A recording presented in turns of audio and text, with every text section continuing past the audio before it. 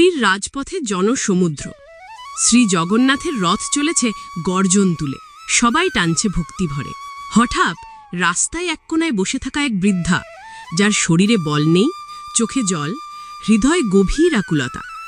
তিনি ফিসফিস করে বললেন, হে প্রভু, আমি টানতে পারলাম না, আপনি কি আমায় ভুলে গেলেন? আর তখনই অলৌকিক এক ঘটনা ঘটল। রথ যে অপ্রতিরোধ্যভাবে চলছিল, আচমকা থেমে গেল। সেই বৃদ্ধা লোকটির কাছে কেউ বুঝতে পারল না কেন।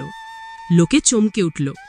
তখনই এক শিশু এসে বলল, ওই বৃদ্ধা ঠাকুরকে ডাকছিলেন, তাই জগন্নাথ এসে দাঁড়িয়েছেন তার কাছে। সবাই তাকিয়ে দেখল, বৃদ্ধার চোখে আনন্দের অশ্রু, আর ঠাকুর যেন দেখছেন ঠিক তার দিকেই। এই হলো ভক্তির জোর। ভগবান জাত বয়স কিছুই দেখেন না, তিনি শুধুই দেখেন হৃদয়ের ডাকে কে ডাকছে তাকে। আপনার বিশ্বাস যদি অটুট হয়, ঠাকুর আসবেন, ঠিক আসবেন।